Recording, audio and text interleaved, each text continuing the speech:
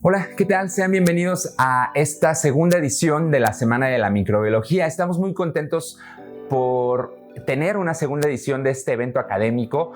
Ya en meses anteriores estuvimos compartiendo con ustedes la primera edición, entonces pues nos da mucho gusto nuevamente darle continuidad a estos temas relacionados al área de la microbiología. Pues como sabemos, la microbiología es importantísima dentro del laboratorio y desempeña un papel fundamental en el diagnóstico principalmente de las infecciones ocasionadas por diferentes microorganismos. Entonces, pues bueno, hablar de microbiología no solamente es hablar de bacteriología, sino también hablar de parasitología, de micología e incluso de virología. Y por esta razón, la Semana de la Microbiología está conformada por 4 conferencias, una de bacteriología, una de parasitología, una de micología y una de virología. Entonces, muchísimas gracias por estar aquí, por acompañarnos, por seguirnos en las redes sociales. De verdad que les agradecemos muchísimo, porque sin la participación de cada uno de ustedes, definitivamente todos estos eventos no serían posible llevarse a cabo. Entonces, en nombre de todo el equipo que conformamos EduLab, les doy la más cordial bienvenida y les damos las gracias por estar aquí. Y en esta ocasión, pues bueno, vamos a empezar con la primera conferencia. A lo largo de esta semana, de hoy lunes al día jueves, estarán disponibles las 4 conferencias. Incluso, bueno, a lo largo de todos estos días, a partir de hoy, del día de hoy, del 1 de agosto hasta el día 15 de agosto, estarán disponibles todas las conferencias en nuestro canal de YouTube, así que las pueden consultar las veces que sean necesarias. En este evento no se va a estar emitiendo ninguna constancia de participación, únicamente los suscriptores al portal EduLab van a ser quienes tengan acceso a la constancia de participación. Y recuerden que, bueno, a partir del 15 de agosto, todas las conferencias de la segunda semana de la microbiología estarán disponibles en el portal EduLab. Para los que no conocen, el portal EduLab es una plataforma tipo streaming, como lo es Netflix, Amazon, etcétera, pero enfocada en los profesionales del laboratorio clínico.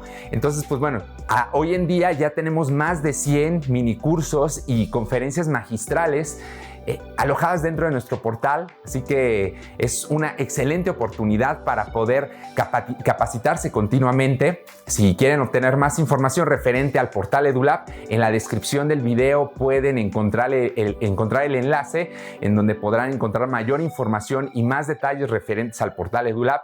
Y ahí van a poder descargar todas las constancias de todos los eventos que hemos estado compartiendo a lo largo de los últimos años, e incluso van a poder descargar su constancia de participación de cada conferencia o cada minicurso que participen dentro del portal EduLab. Entonces no pierdan la oportunidad de aprovechar esa gran oportunidad. Entonces las constancias únicamente a los suscritos al portal EduLab. Y aprovechamos también estos pequeños minutitos para informarles que se va a abrir una nueva generación del diplomado internacional en microbiología, el cual es un diplomado que está impartido por diferentes expertos de bacteriología, de parasitología, microbiología, micología y virología. Pues bueno, las inscripciones empiezan ya el día de hoy.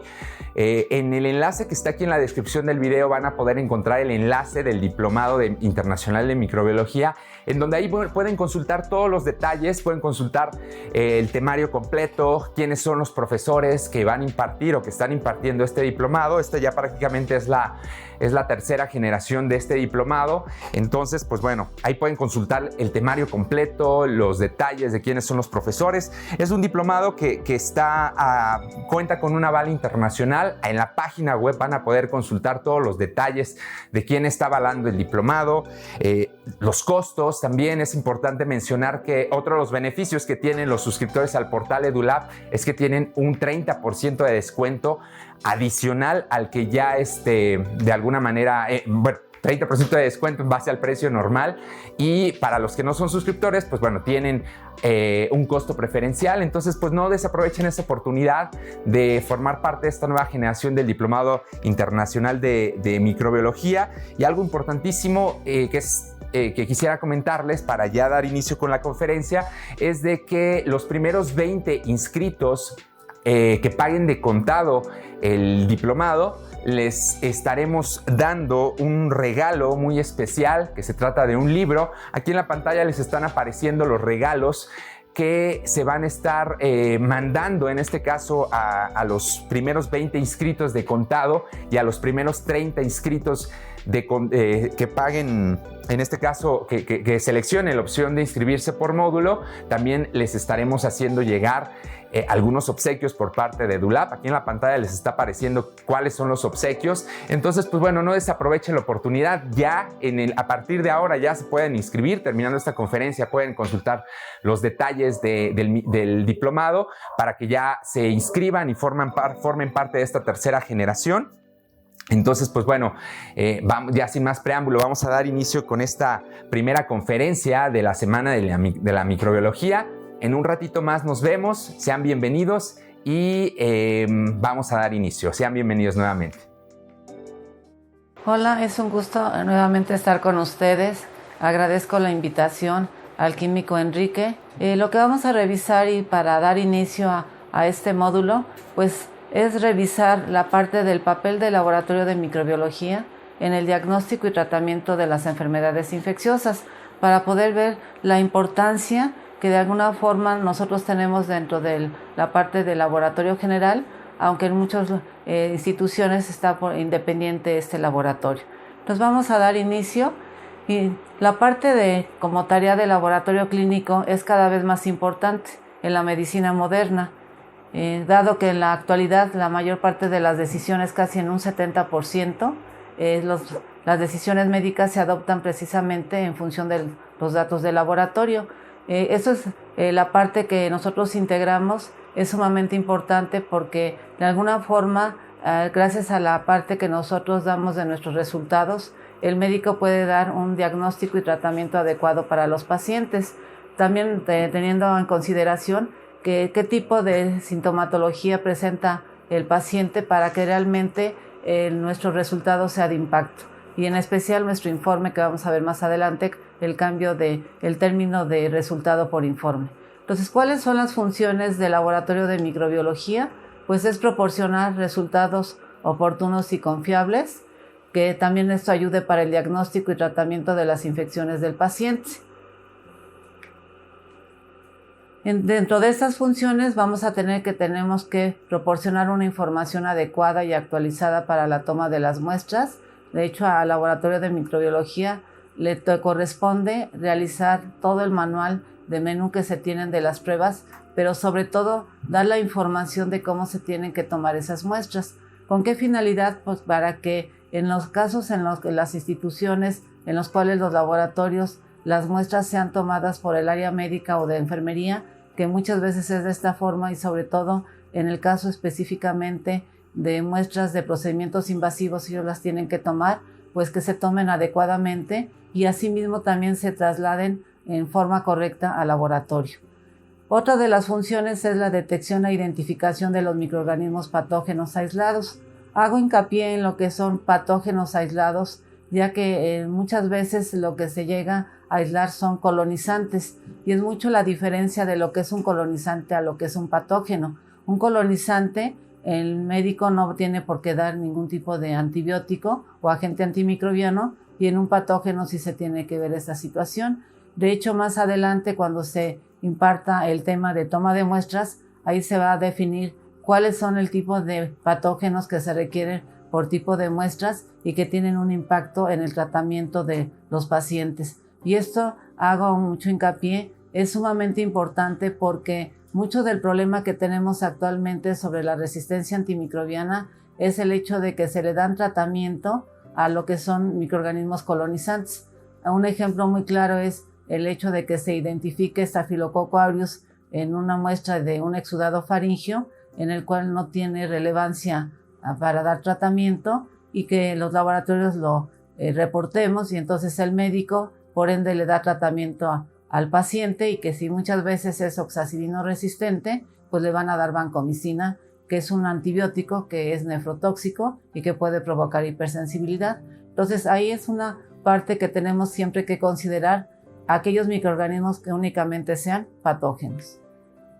Ahora bien, otra parte que también es importante y que es una función del laboratorio es de la determinación de la sensibilidad y resistencia de estos microorganismos.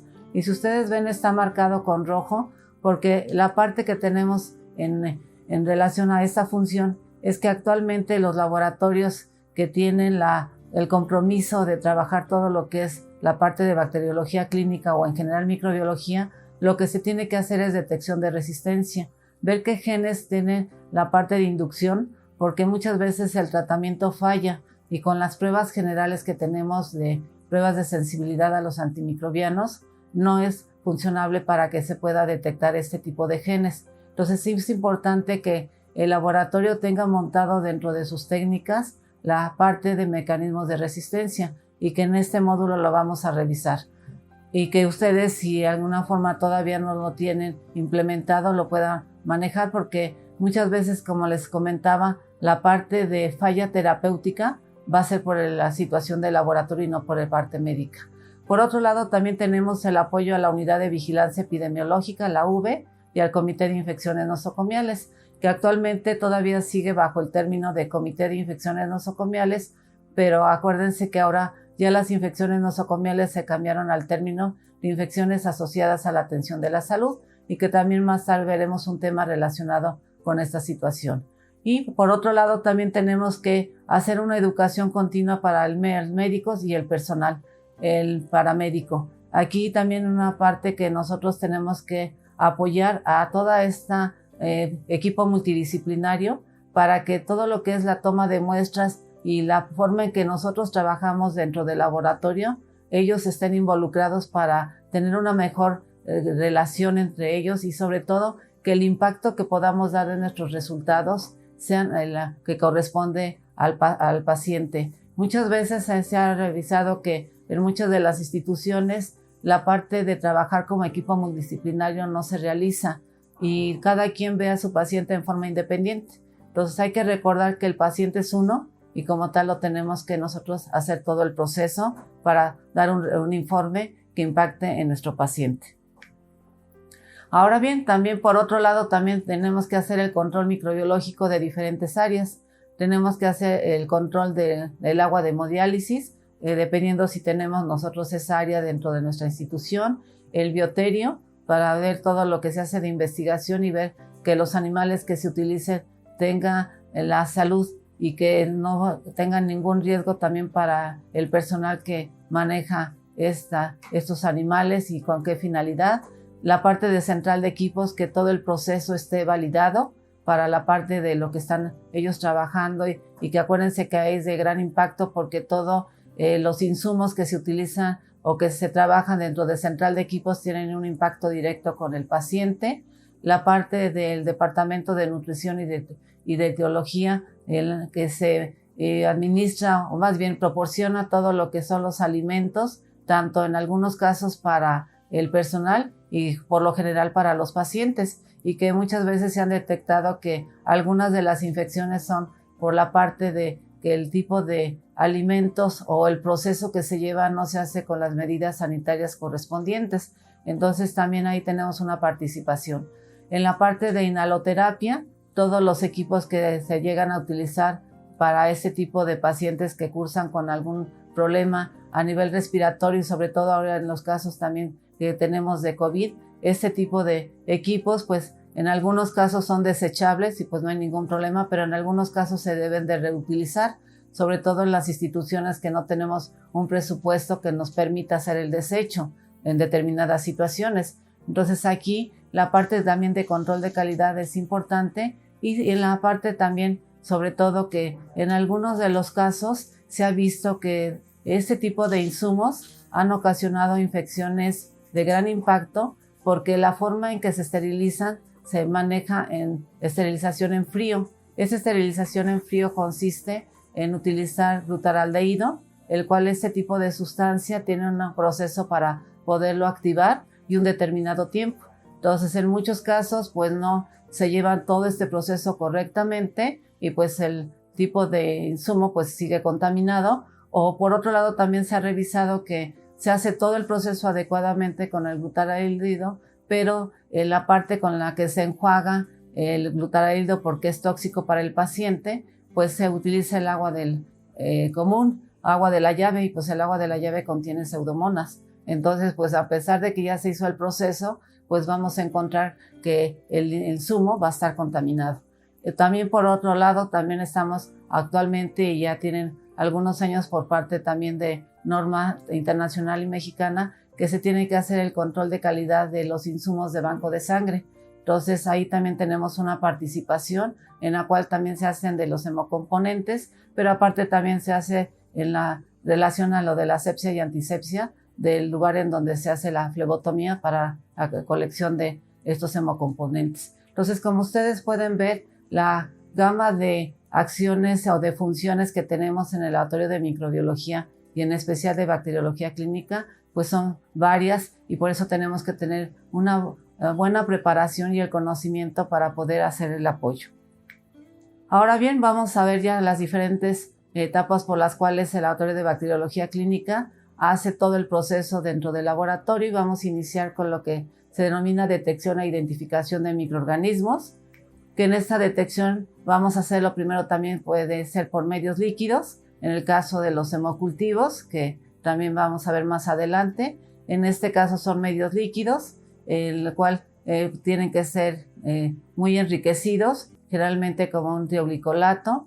En algunos casos soya tripticácea, que no es muy recomendable porque es el que tiene menos nutrientes, pero podemos utilizar, como les he mencionado, el tioglicolato y también el cerebro-corazón, que son tipos de medios líquidos muy enriquecidos. Entonces, para ello también en algunos tipos de muestras pues se requiere a partir de la muestra inocularlos en medios líquidos.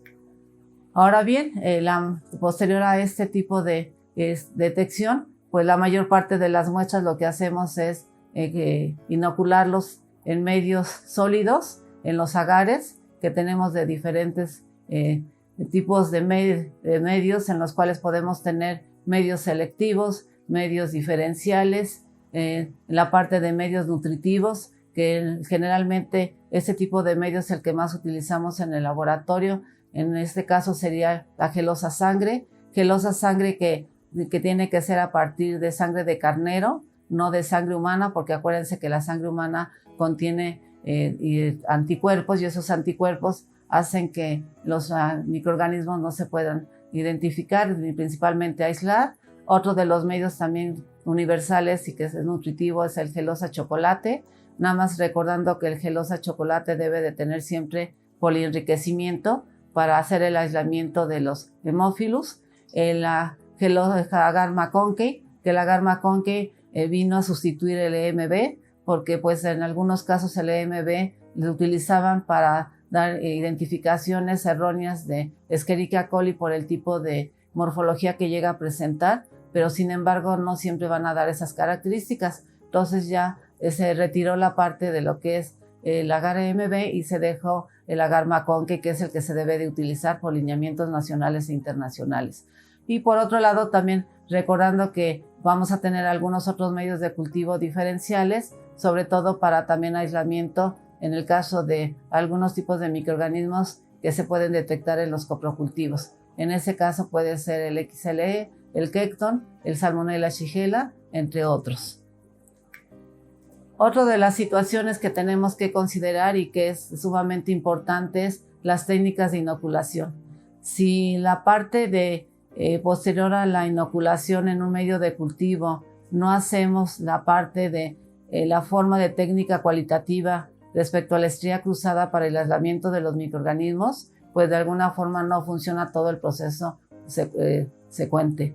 ¿Qué es lo que pasa aquí? Que muchas veces cuando sobre todo son tipos de muestras, en el caso de expectoraciones, en las cuales podemos tener una flora polimicrobiana, si no hacemos un aislamiento adecuado, ese tipo de estrías no nos van a servir porque no vamos a poder identificar adecuadamente qué tipo de microorganismos son los patógenos. Si hacemos únicamente una estría inicial y en la cual no, en cada una de las estrías no quemamos el asa para hacer un aislamiento adecuado y que queden colonias aisladas, como vemos en la parte de abajo en esta presentación, en la cual de alguna forma se ven al inicio un mayor número de colonias y al final unas cuantas, para que en un momento dado, cuando tengamos tipos de muestras que contienen, como les he mencionado, la parte de flora microbiana, polimicrobiana, pues entonces que podamos aislar específicamente a aquellos que son patógenos. Muchas veces en estas situaciones se llegan a perder el aislamiento de lo que son neumococos o los que son hemófilos, que se entremeten o si de alguna forma tienen caso de crecimiento de alguna enterobacteria, la enterobacteria le gana a lo que es el neumococo, los hemófilos, entonces ahí se pierden. De hecho, a nivel nacional, muchas veces se ha comentado que los aislamientos que tenemos de neumococos y hemófilos es muy bajo, pero pues realmente aquí hay un error porque en la parte de lo que son la parte de neumonías comunitarias, uno de los mayores microorganismos de mayor incidencia son tanto neumococo como hemófilos. Entonces, ¿es dónde están quedando? Pues la situación es que no hacemos el aislamiento adecuado. Entonces, aquí es un punto que teníamos que siempre reforzar en todo el personal que hagan adecuadamente estas estrías. En el caso de la parte de la técnica de inoculación cuantitativa con el asa calibrada, pues recordando que de alguna forma vamos a tener dos tipos de asas que se pueden utilizar, que son la de 0.01 mililitro, otro de 0.01 mililitro. En el caso primero concierne a 1 microlitro, en el segundo de 10 microlitros, y entonces de alguna forma lo que van a hacer ustedes es el número de unidades formadoras de colonias, multiplicarlas en el primer caso por 1000 y en el caso del segundo multiplicarlas por 100. En el caso de este tipo de técnicas de inoculación, la forma adecuada es con el asa calibrada, hacer una estría en el centro, de arriba hacia abajo, y después hacer una estría continua, no tan abierta, para que nos dé el número de unidades formadoras de colonias. Esta técnica tiene que ser realizada en forma correcta para que a la hora que se haga la interpretación, sobre todo en los urocultivos, pues sea la apropiada. Acuérdense que aquí en el caso de los urocultivos tenemos que tener por lo general una colonia o dos y con mayor de 100 unidades formadoras de colonias. Entonces ahí también la forma en que tengamos que hacer la parte del conteo, pero aunado a la forma que se estría, es sumamente importante. Ahora, ¿cómo se hace la identificación de los microorganismos? Que también aquí tenemos situaciones de diferentes técnicas en las cuales se debe de llevar una marcha. Esta marcha, en algunos casos también ahora por tener una tecnología, entre comillas, de vanguardia o microsistemas, se ha olvidado un poco. Y esa es una situación que nos ha perjudicado en lugar de poder apoyar a la parte de microbiología, porque en la parte inicial que revisamos, el laboratorio de microbiología es un pilar en el diagnóstico de la parte de lo que es el diagnóstico de las infecciones que son para los pacientes, y que de alguna forma, si no se lleva a cabo la marcha como se tiene que realizar, pues entonces vamos a tener situaciones en las cuales estemos dando un resultado que no es el adecuado y sobre todo un informe que va a impactar en nuestros pacientes. Entonces, ¿cuál es la marcha que tenemos que realizar? Pues ya habíamos visto primero el aislamiento de los microorganismos del sembrado, el aislamiento, y posteriormente, ya que tengamos el cultivo, pues ver la observación microscópica. Esta observación microscópica, ¿cómo la podemos manejar? Pues primeramente como el examen del material en fresco, en el cual podemos manejar examen directo de las muestras, puede ser directas o modificaciones. En la parte de las modificaciones vamos a utilizar solución salina o agua estéril. En la parte de lo que es hidróxido de potasio al 10% para los hongos. En el caso del azul de metileno del Loeffler para ver los leucocitos en la parte de los coprocultivos. Y en la parte del Lugol, pues para ver la parte también de los parásitos que se ven, aunque específicamente en los coproparásitos cópicos, pero también cuando se revisan la parte de frescos en los coprocultivos también se tiene que hacer la identificación. Acuérdense que en el caso de la directa, pues sería realmente nada más la solución salina y el agua estéril. Ahora, tener también en consideración cómo se realiza una buena preparación de un frotis. Se tiene que colocar solución salina, ¿sí?, estéril, no agua de la llave, sino solución salina, porque si no también eso hace que afecte la morfología de los microorganismos y en este caso las bacterias.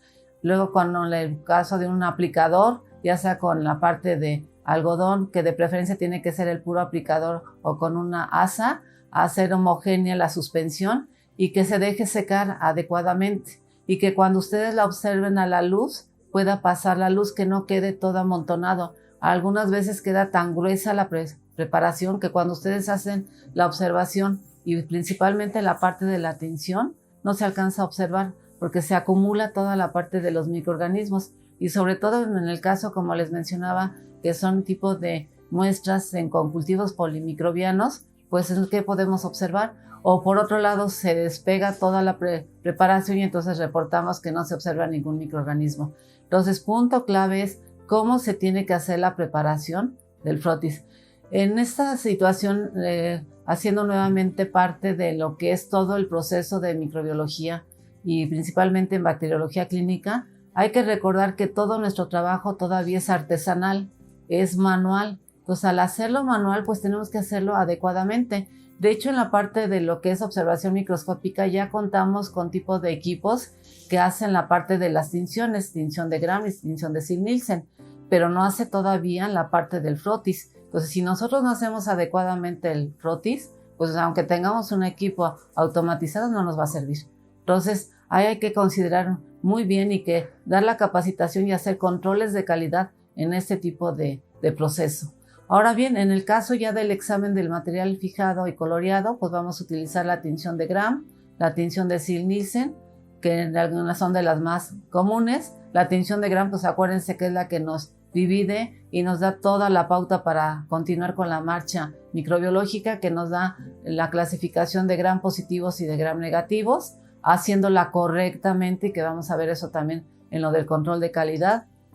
No hacer la tinción de Gram contando como que nos vamos a arreglar o a desayunar y después regresamos para ver las tinciones o los tiempos que se requieren, no hacerlo adecuadamente, igual la tinción de Zell-Nielsen.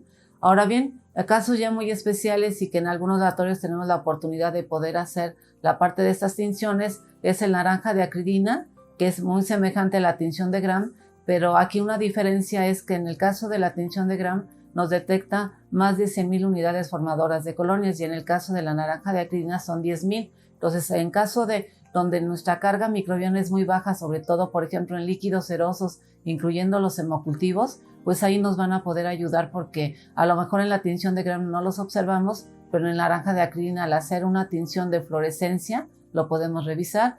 O en el caso también de las bruselas, que son cocobacilos muy pequeños, a veces en la tinción de Gram se pierde por la parte de la misma fibrina que hay, pero en el caso de la parte de fluorescencia, esto hace que tengan una tinción especial este tipo de cocobacilos y que de alguna forma nos dé la oportunidad de poderlos observar, que realmente se ven más hacia lo que son cocos pero muy pequeños.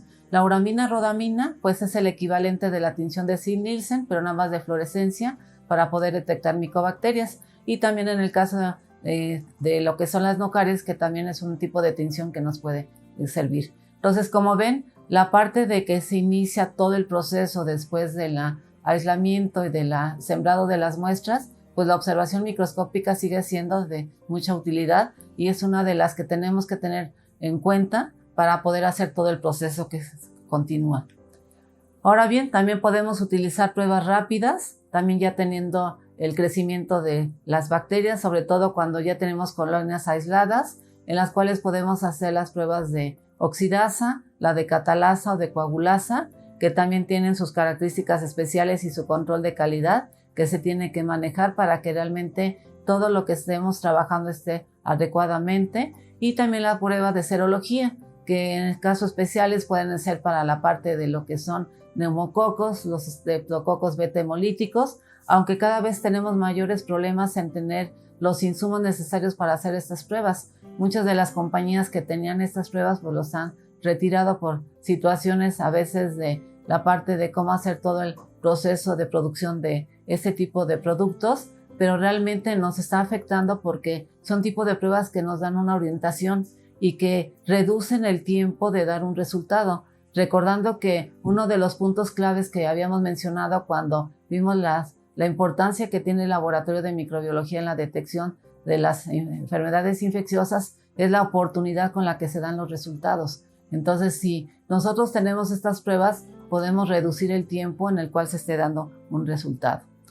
Ahora bien, ya entrando a lo que es la parte de identificación, como pruebas de parte fenotípica, porque hay también la genotípica, pero pues vamos a ver principalmente la que se utiliza en la mayor parte de los laboratorios, que es la fenotípica. Vamos a tener la convencional, que son las bioquímicas, que también son algo que nunca deben de faltar en el laboratorio, aunque tengamos microsistemas, incluyendo, no como microsistema, pero el equipo de espectrómetro de masas, el MALDI, es sumamente importante que continuemos con las bioquímicas convencionales. Ha habido una situación ahorita respecto a la tecnología de vanguardia, incluyendo la parte de estos microsistemas como el MALDI, en la cual se menciona que ya no debemos de utilizar la parte de todo lo convencional. Pues es un error. Incluso el mismo MALDI nos dice que para poder tener un score adecuado, hay algunas veces que para determinado tipo de bacterias o porque las une en un solo pico proteómico, te dice algo muy específico, por ejemplo, E. coli de Shigella. Pues ahí tenemos que utilizar tanto la serología como tenemos que utilizar las pruebas bioquímicas. Entonces, si no tenemos cómo lo vamos a poder corroborar, no podemos dar un informe en el cual nos diga, pues mire, puede ser E. coli, puede ser Shigella.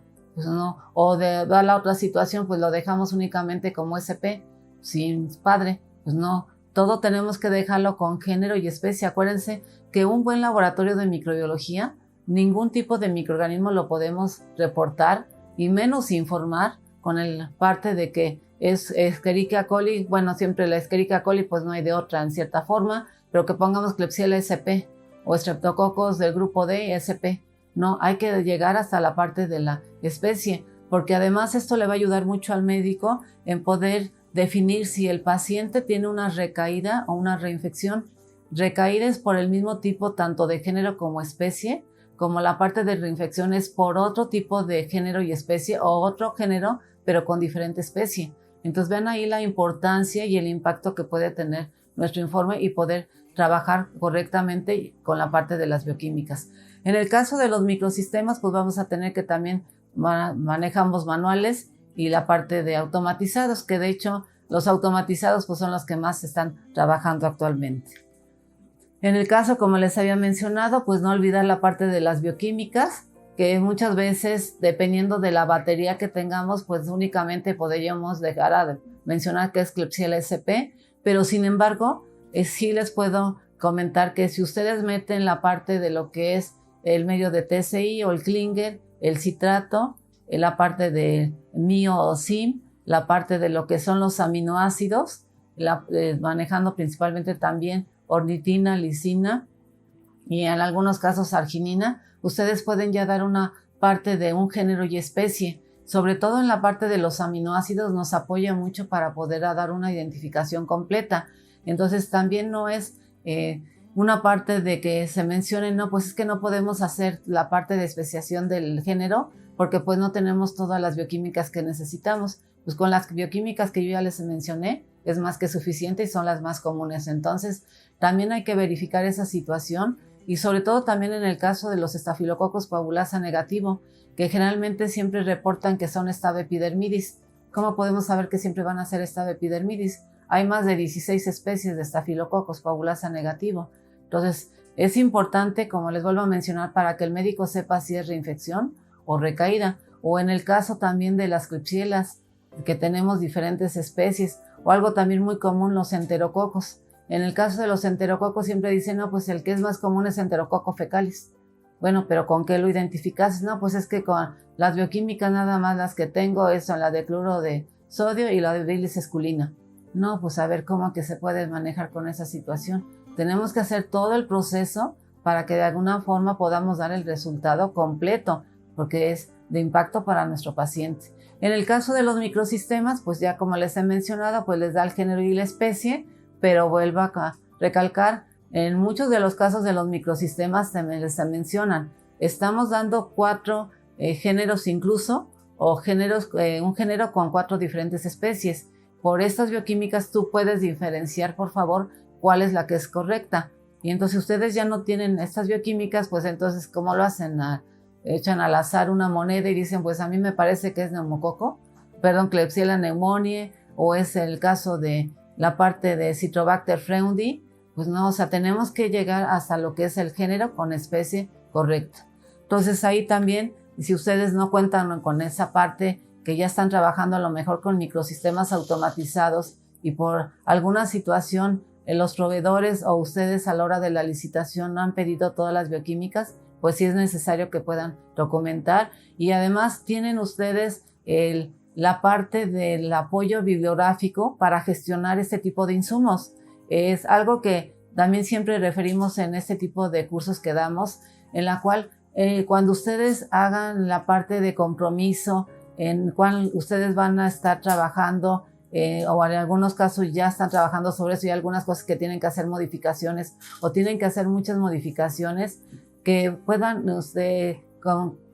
comentar con su jefe y en un momento dado convencer por qué se requiere todo esto. No es que digan, no, pues es que estuvimos asistiendo en un diplomado de microbiología clínica y nos comentaron tales maestros pues que en la parte de bacteriología necesitamos todavía lo convencional, pues porque ellos lo comentaron. No, acuérdense que todo esto que estamos nosotros proporcionando de información está en base a alineamientos internacionales, principalmente del Instituto de Estándares de Laboratorios Clínicos. Entonces no es que haya comentado la maestra Carmen Melchor, la maestra Ana María, la maestra Rosario, no, todo esto está con una bibliografía. Entonces cuando ustedes tengan que convencer a la parte de recursos materiales para comprar los insumos o para la parte de lo que es su jefe, pues díganle, mire, es que necesitamos todo esto porque el equipo me está dando me está arrojando esta información y yo tengo que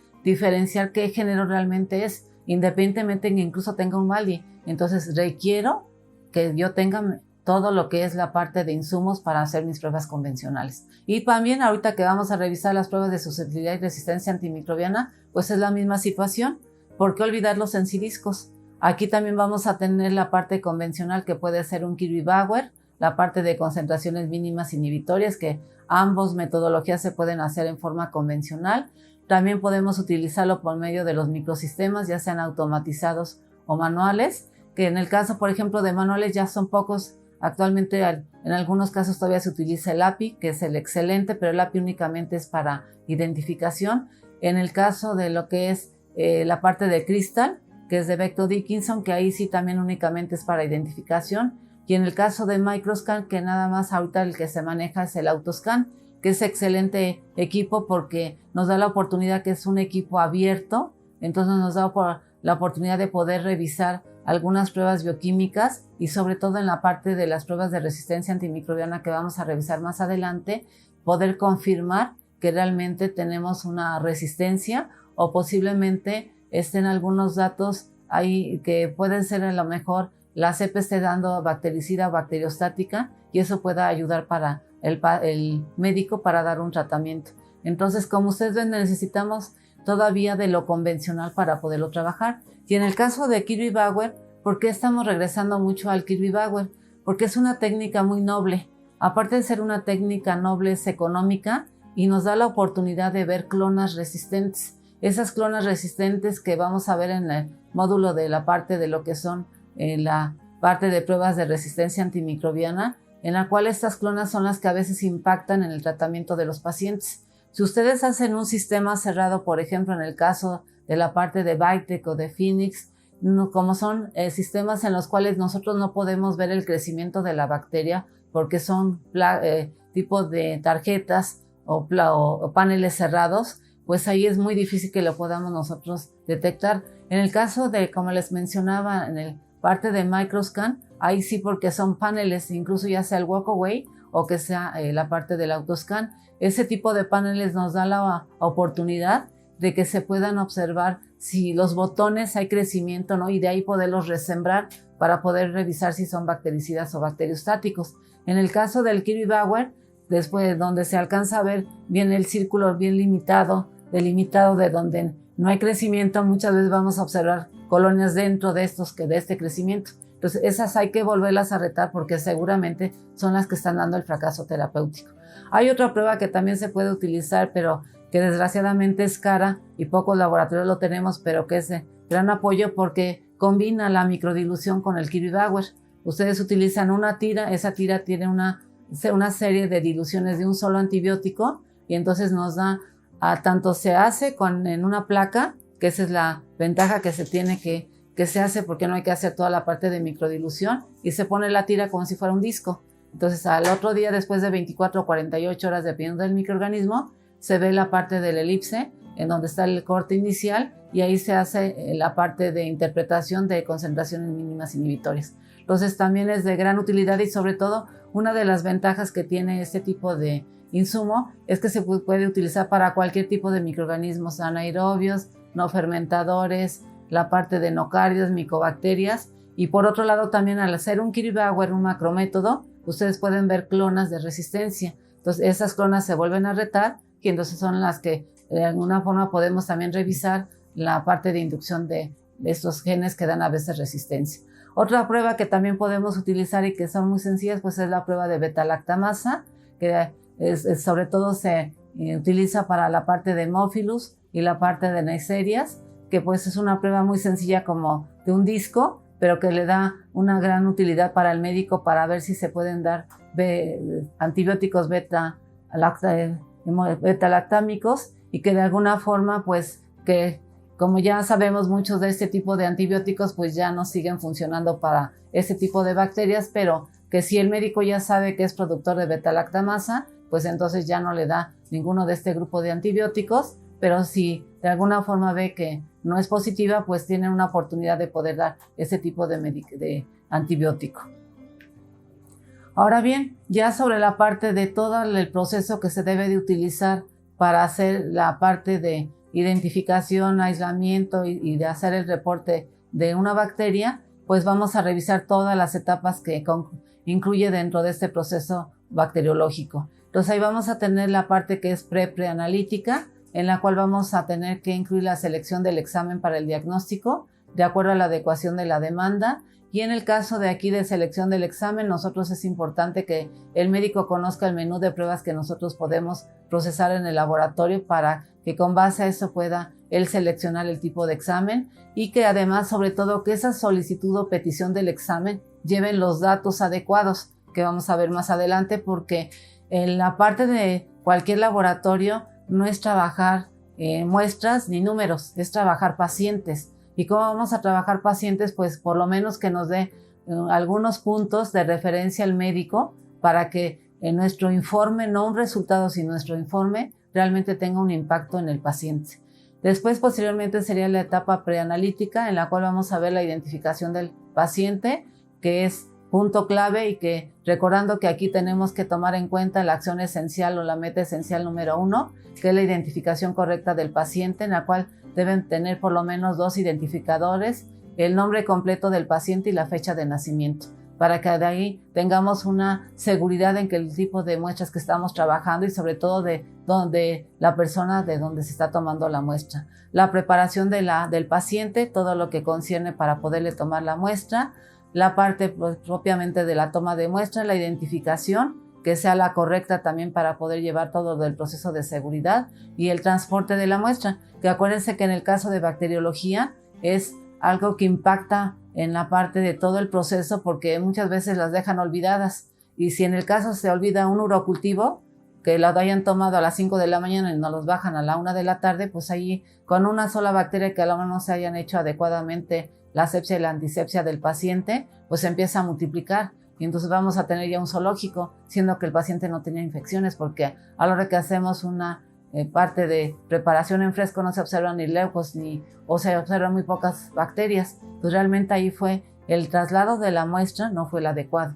Entonces hay que recordar también que si uno no es el que hace el traslado de las muestras, entonces hay que preparar para el auxiliar de laboratorio o el área de enfermería o el propio médico qué tiempos son en los cuales se tienen que mandar las muestras y aquí lo importante es que en cuanto se tome la muestra inmediatamente se pueda llevar al laboratorio. En la parte analítica, todo el proceso de la muestra, en la cual se incluye todo lo que es la identificación y algunos puntos más que vamos a ver, la parte de los insumos que sea lo adecuado, el control de calidad, por favor, que también, si todas las demás áreas lo hacen, ¿por qué en microbiología no se realiza? Y el control de calidad interno, no digo el externo. El externo, muchas veces hay laboratorios que ni microbiología hacen en el laboratorio y reportan control de calidad externo. Entonces, pues, ¿cómo lo están haciendo? Entonces, aquí lo que importa es el control de calidad interno. También el mantenimiento de equipos, recordando que aquí para el mantenimiento de equipos se tienen que hacer los mantenimientos preventivos de acuerdo a lo que se maneje con el proveedor o la parte del equipo que se está utilizando, la parte de los equipos, los mantenimientos correctivos, pero aquí en los mantenimientos acuérdense que incluye todo lo que utilizamos, estufas, la parte de lo que es refrigeradores, congeladores. Entonces, la parte que impacta en el laboratorio de microbiología son muchos puntos que se tienen que considerar. En la parte posanalítica, la transcripción del resultado y la validación del resultado. ¿Cómo se valida ese resultado para dar un informe? No es que mi equipo experto me dé el resultado completo y que de ahí se pasa al sistema informático del hospital. Tiene uno que revisarlo antes de liberar el resultado. Es sumamente importante porque muchas veces quien valida el resultado es el sistema experto del sistema. Los expertos somos nosotros, no el sistema. Muchas veces en la parte del sistema experto que hace tanto la parte de verificación de la identificación del microorganismo como la parte de susceptibilidad o resistencia no va acorde, o simplemente en la resistencia dice favor de corroborar realmente si es resistente. Y como nosotros ya no tenemos nada de la parte de insumos convencionales o no revisamos, pues se manda así el resultado. Y entonces el impacto que puede tener en el paciente pues puede ser que incluso les pueda dar un problema de un evento adverso, un evento centinela. Acuérdense que en el caso de lo que es el proceso de seguridad en la atención del paciente, tenemos 3 tipos de fallas, que son cuasifallas, eventos adversos y eventos centinelas. Cuasifallas es algún tipo de error que se detecte antes de que salga el resultado del laboratorio.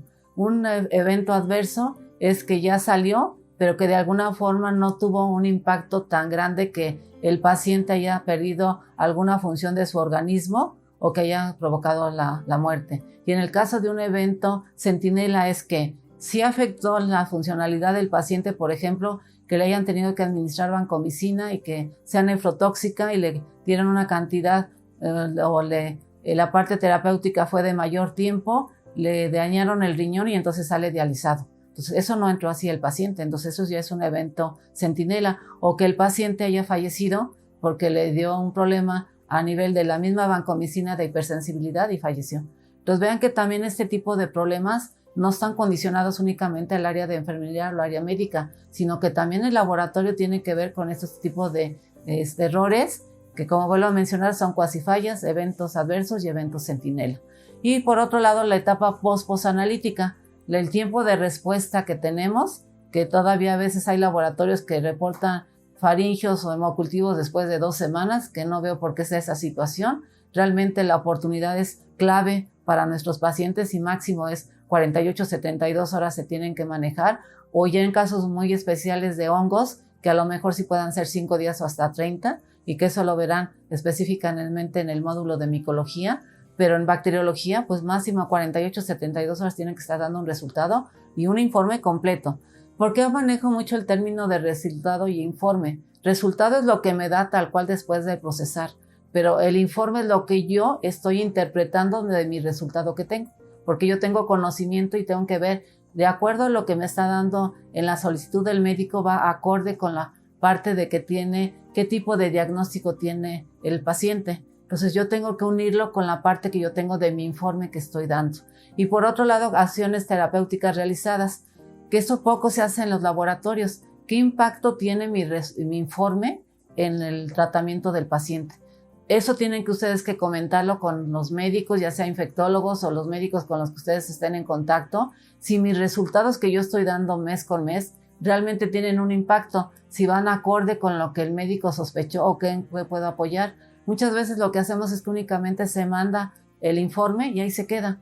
Pero entonces yo cómo sé que realmente mi trabajo, el trabajo que estoy haciendo tiene un impacto en mi paciente y cómo yo colaboro con el equipo multidisciplinario. Entonces ahí es un punto que también tenemos como área de mejora, que si es trabajo, pues sí, si ustedes ven todas las etapas por las que tiene que pasar la parte de un laboratorio de microbiología, y no únicamente de micro. El problema de microbiología es que la mayor parte es manual, y al hacerlo manual pues lleva mucho parte de todo lo que tenemos que hacer convencional. Entonces sí son muchos procesos en los cuales interviene la mano, y entonces no es que entre un equipo y salga del equipo. Incluso trabajando con microsistemas o con el MALDI lleva un proceso previo. Entonces toda la parte de lo que es bacteriología o microbiología en general, tienen que ver muchos puntos. En total ahorita son 5, anteriormente eran nada más 3 etapas, pero ahorita se ha visto que esas 5 etapas son las que realmente amparan todo el proceso y que debe de llevar un control de calidad. Y además, por otro lado, en cada uno de ellos pueden sacar indicadores, que también es otra de las situaciones que a veces se menciona en microbiología, es que tenemos pocos indicadores. No, si ustedes ven de cada uno de estos de lo que estoy mencionando aquí, tenemos un indicador que podemos trabajar. Ahora bien, de lo que les mencionaba en el caso de la petición o solicitud, si ustedes ven por la parte de aquí tenemos que ver una información imprescindible, que cuesta trabajo que los médicos los llenen, sí. Que nosotros tenemos muchísimos problemas con esta situación, sí. Incluso para poderlo hacer ahorita actualmente ya también en el laboratorio tenemos todo un sistema informático de expediente de laboratorio en el cual todo lo llena el médico vía electrónica, vía informática. Pero inicialmente cuando se manejó, pues lo que hacíamos eran campos y pues tenía que llenar el médico, pero pues lógico no los llenaba. Entonces hablamos con informática y les comentamos, tienen que ser campos obligatorios para que no los deje pasar al siguiente dato y que de alguna forma nos llene todo lo que estamos pidiendo. Pues los médicos son muy listos y ¿qué es lo que hacen? En cada uno de la parte de estos datos lo que ponen es, dan una estrellita o una letra o un signo y ese signo los deja pasar al siguiente rubro y entonces pues nos dejan con puros signos todo lo que estamos solicitando. Entonces cada grupo de residentes que entran al área hospitalera les damos una capacitación de todo lo que tenemos en el laboratorio y cómo deben de llenar las solicitudes. Pero sí les comento que es muy difícil, pero es sumamente importante para el laboratorio. ¿Por qué? Porque no estamos trabajando únicamente números ni muestras, estamos trabajando pacientes. Y el hecho de que el médico nos dé una información sobre el diagnóstico infectológico, fecha de la toma, hora de la toma, y que es indispensable en los hemocultivos, microorganismo esperado, tratamiento antimicrobiano actual, resultados de estudios previos, que esto nos toca como laboratorio también ver si tenemos un histórico del paciente, porque a veces tenemos muestras en la mañana y en la tarde y estamos dando resultados o informes totalmente independientes, que aquí serían resultados porque no están haciendo una parte de revisión del histórico. Entonces realmente lo que están haciendo es emitir resultados. ¿Cómo va a ser que en la mañana tenga un urocultivo E. coli y en la tarde tenga una Klebsiella?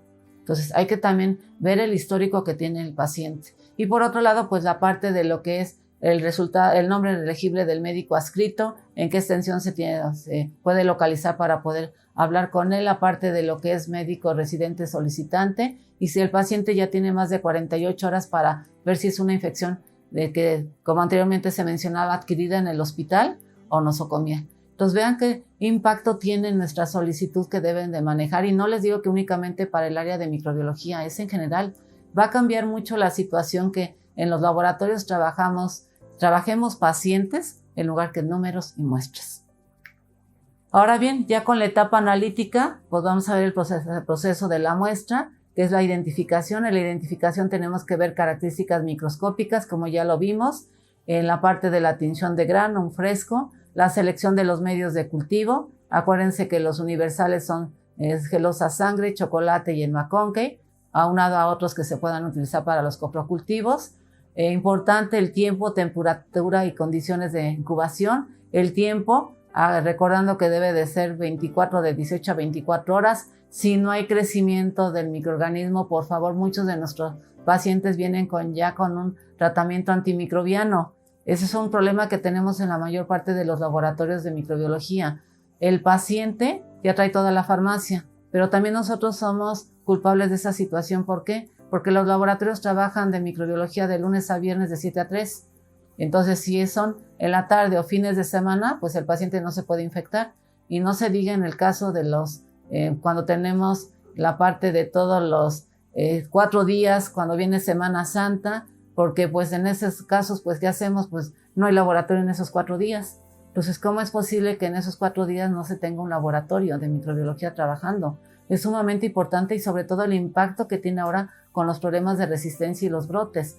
Entonces, hay que también considerar aquellos laboratorios que no trabajan 24/7, el que puedan incluir esa parte de ese tipo de gestión para que el impacto que tiene en el diagnóstico y tratamiento de nuestros pacientes, y vean que yo siempre menciono mucho nuestros pacientes, no es un paciente del médico ni de enfermería, es también de nosotros. Entonces, por eso también hago hincapié en el tiempo, la temperatura, que tiene que ser 35 más menos 1, y condiciones de incubación, que deben de manejarse generalmente en incubación normal, la parte de 5% que es microhidrofílica, y lo de anaerobiosis, que todavía sigue funcionando muy bien. Si no tienen una incubadora de anaerobiosis, pueden utilizar la vela. Esa vela sigue siendo excelente, no hay ningún problema para el 5% de CO2, o las jarras. En las jarras, acuérdense que también de alguna forma todavía hay la parte que podemos utilizarlas y que de alguna forma nos dan mucho apoyo para los anaerobios, y que no sea un pretexto o un detenimiento que nos digan, no, pues es que yo no trabajo anaerobios ni microhidrofílicos, o en el caso, por ejemplo, de faringios y expectoraciones, pues cómo va a ser que no pueden aislar neumococos ni hemófilos. Pues son microhidrofílicos y requieren a fuerzas de tener ese tipo de atmósfera. Entonces, ¿cómo la van a adquirir? Pues con la vela, y si no con el Alka-Seltzer. No es necesario que tengan una incubadora de CO2. Eso es algo que también tienen ustedes que manejar muy bien, y que además, si ustedes ahora es difícil gestionar los frascos de vidrio, pues pueden utilizar ustedes un frasco de los que son de galletas de Magma, ese tipo que son de 1 kilo, y eso les pueden utilizar con la vela, nada más que no la pongan la vela muy alta para que no se quemen, y funciona excelentemente. Entonces, no hay pero para poder trabajar también microorganismos microhidrofílicos, ni tampoco para los anaerobios. Incluso ahora los anaerobios ya se utilizan en bolsas, entonces pues ya es mucho más fácil de poderlos manejar y no son caros. Son insumos que debemos siempre tener en un laboratorio. O también pueden hacer ustedes un estudio de qué tipo de pacientes con qué patologías tienen, y en base a eso poder gestionar sus insumos. A lo mejor si el tipo de poblaciones, pacientes únicamente de consulta externa, que se manejan principalmente urocultivos, faringios, vaginales, pues a lo mejor ahí no requieren tanto una parte de un sistema de anaerobiosis, pero sí necesitan un microhidrofílico. Entonces hagan también ese estudio de su diagnóstico situacional, qué es lo que procesan en el laboratorio, qué tipo de muestras o qué requiere el médico para llegar a un buen diagnóstico y tratamiento de su paciente, y en base a eso puedan gestionar sus resultados, sus insumos. Ahora bien, en la etapa analítica, pues en la parte también del proceso de la muestra, pues vamos a tener la susceptibilidad, que ya hemos visto que es la sensibilidad y la resistencia. Aquí tenemos que ver el inóculo, los medios de cultivo, que no únicamente va a ser Müller-Hinton como tal, sino también puede haber variantes, y que lo vamos a ver en la parte del tema de pruebas de susceptibilidad. Y que aquí también nada más un punto crítico, por favor, no utilizar ni sangre, nada como tal, porque no es conveniente, ni agar nutritivo, ni soya tripticaseína. Son tipos de medios que no están estandarizados. Un problema que tenemos en microbiología es que ustedes, de lo que obtengan, es como lo pueden trabajar, porque es manual. Si lo tuvieran que meter a un equipo, pues no lo pueden manejar, porque dice el equipo, sabes que no es de mi marca y no lo puedo hacer. Pero en el caso de microbiología lo hacemos mucho al criollo. ¿Qué significa al criollo? Pues yo creo que yo tengo esto y pues así lo hago. O creo yo que así lo puedo manejar porque pues no tengo el conocimiento, y pues a mí me surten soya tripticaseína para todo, pues ahí hago todo. No, acuérdense que esa es una de las partes por las cuales están también cursando este módulo o todo el diplomado, que se tiene que hacer la parte de microbiología de acuerdo a lineamientos, no al criollo, porque eso no saben el impacto que dan, y por eso a veces los médicos no creen en el laboratorio de microbiología. Como también habíamos mencionado anteriormente, tiempo, temperatura, condiciones de incubación, qué agentes antimicrobianos se tienen que utilizar, la concentración, los sales, la concentración, por ejemplo, de banco, la de banco de 5 microgramos es para identificación de anaerobios, y la de 30 es para sensibilidad. Entonces también ahí hay que revisar esa situación. Las sales, qué tipo de sales tenemos que utilizar, no se puede utilizar para detección de un meticilino resistente, la parte de dicloxacilina ni oxacilina, ahora se tiene que utilizar cefoxitin. Entonces todos esos puntos hay que considerarlos, y además irse actualizando, porque también es otra de las situaciones, no se actualizan y están ustedes trabajando con metodologías que tienen de hace 10 años. En la etapa posanalítica, pues verificar los resultados, la validación, tener valores de referencia. Acuérdense que tenemos valores de referencia. En el caso de un urocultivo tiene que ser negativo, en el caso de un hemocultivo tiene que ser negativo. Entonces sí tenemos valores de referencia por paciente y por diagnóstico. ¿Qué tipo de microorganismo tenemos y el tipo de respuesta? Entonces, vean todos los puntos que también se tienen que manejar dentro de la etapa posanalítica y que de alguna forma antes de emitir un informe hay que validar todos estos resultados. Por eso se los puse dentro del proceso que estamos mencionando como punto de las funciones que debe de realizar el laboratorio de microbiología. Ahora bien, ya hemos hablado mucho de todo el proceso y además de que cómo actualmente los laboratorios hemos crecido para automatizarnos, pero también hay que considerar lo siguiente.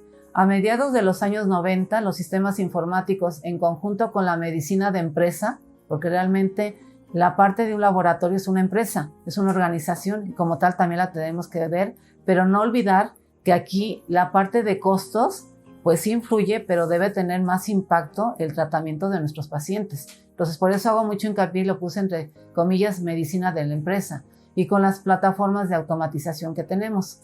Entonces, teníamos anteriormente una parte de un laboratorio clínico asistencial. ¿Qué significa asistencial? Pues que tenemos más contacto con el médico y con el paciente. Pero sin embargo, por este tipo de sistemas informáticos y la medicina de empresa, brincamos a un laboratorio de clínica industrial. Incluso tardó microbiología en convertirse en un laboratorio industrial, pero lo llegó a hacer. ¿Por qué? Pues porque la parte ahorita que tenemos de las plataformas de los microsistemas, incluyendo la parte de los sembradores automatizados, la parte del MALDI, entonces como que esa parte también se está perdiendo. Entonces, ¿pero qué ha afectado en esta situación? Que en la parte de un laboratorio industrial, ¿qué es lo que vamos a tener? Sistemas informáticos robotizados, obtención de datos analíticos excelente, pero siempre y cuando sean validados y liberados por un químico experto, no que los valide el equipo experto del microsistema. ¿Dan beneficios económicos? Pues sí, definitivamente, porque a lo mejor contratan a un químico y todo lo de los equipos lo hace el mismo químico o un técnico, que pues eso realmente tampoco no es válido. O en caso de microbiología, en sus tiempos libres de química clínica o de hematología, pues hace micro. Pues es el error más grande. Vean todo lo que se tiene que hacer en microbiología. Falso abaratamiento de los costos, porque pues ahí va a impactar en nuestros pacientes y solamente considera mínimos y máximos. Pues yo hago tantos estudios y pues ya por eso estoy trabajando. Acuérdense que en microbiología no tenemos mínimos ni máximos. A veces de un cultivo, por ejemplo, de urocultivo, podemos tener polimicrobianos, de un hemocultivo, de una expectoración. Entonces también nosotros para hacer máximos y mínimos en microbiología es complicado. Y por ejemplo, ahorita que hemos tenido COVID, no se imaginan la parte de cambios que ha habido tanto en la parte de identificación de microorganismos, aislamientos, la parte de polimicrobianos que se ha tenido como incidencia y se ha corroborado a nivel internacional y nacional, y sobre todo también el impacto que ha tenido las pruebas de resistencia. Entonces, laboratorio industrial, no voy en contra de ello, pero tomando en consideración el control de calidad y que de alguna forma no impacte los costos o disminuyan los costos con disminuir la parte de calidad de nuestros resultados y de nuestros informes. ¿Qué hace el laboratorio industrial? Pues mínimo número de analistas clínicos, como ya les he mencionado, mínimo costo por prueba. ¿Por qué? Porque entre mayor pruebas se hagan, pues de alguna forma el costo baja, pero pues también con qué calidad lo estamos haciendo. Mínimo conocimiento acerca de la muestra. Yo llego a mi muestra y la proceso. Yo ya no verifico si mi muestra es adecuada o no, que en microbiología tiene un impacto. En el caso también de química sanguínea, si están hemolizadas, lipémicas, etc. Pero en el caso también de microbiología, ¿cómo me están llegando las muestras? O en qué casos, a lo mejor si la muestra llega en menor volumen, ¿qué es lo que debo de hacer? No la puedo, de un procedimiento invasivo, por ejemplo, de una obtención de un líquido cefalorraquídeo que me llega a menos de 1 mililitro, no le puedo decir, oiga, ¿sabe qué? Vuelva a funcionar al paciente. Entonces ahí tengo que ver qué tipo de proceso le puedo realizar. Mínimo servicio clínico, ya no tengo contacto mucho con el paciente ni con el médico, ¿sí? Tanto por eso dice mínimo servicio al paciente como al clínico.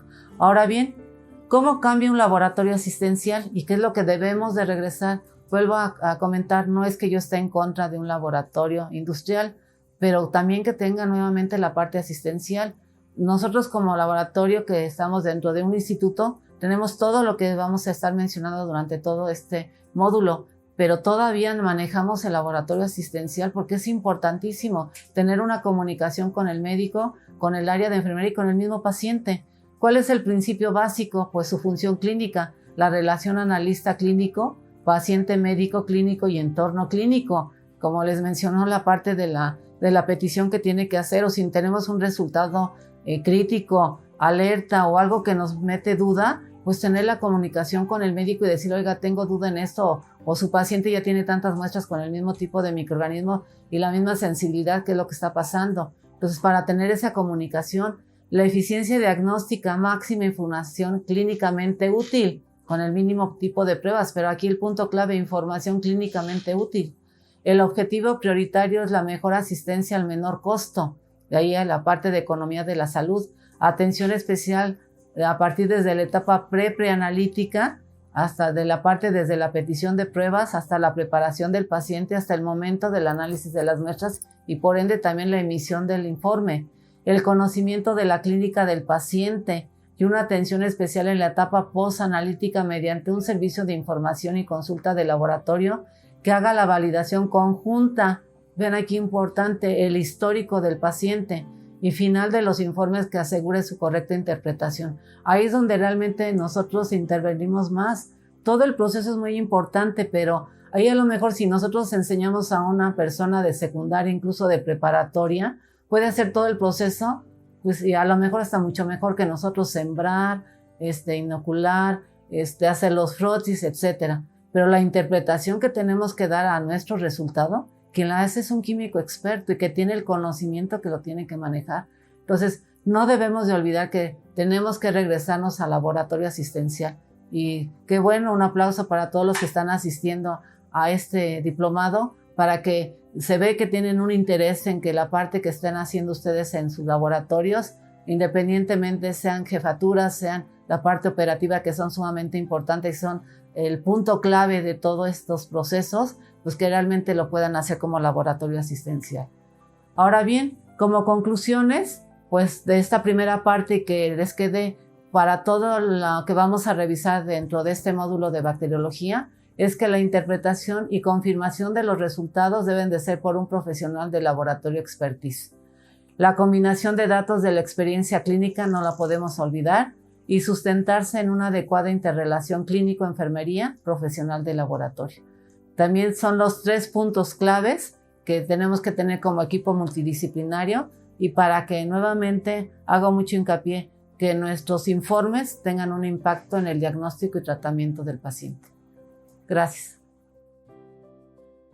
Pues desafortunadamente hemos llegado al final de la primera conferencia de la Semana de la Microbiología.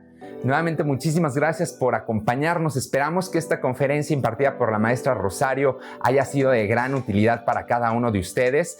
El día de mañana, pues bueno, vamos a tener la participación de un gran experto en el área de parasitología, así que no se pierdan la segunda conferencia de la Semana de la Microbiología.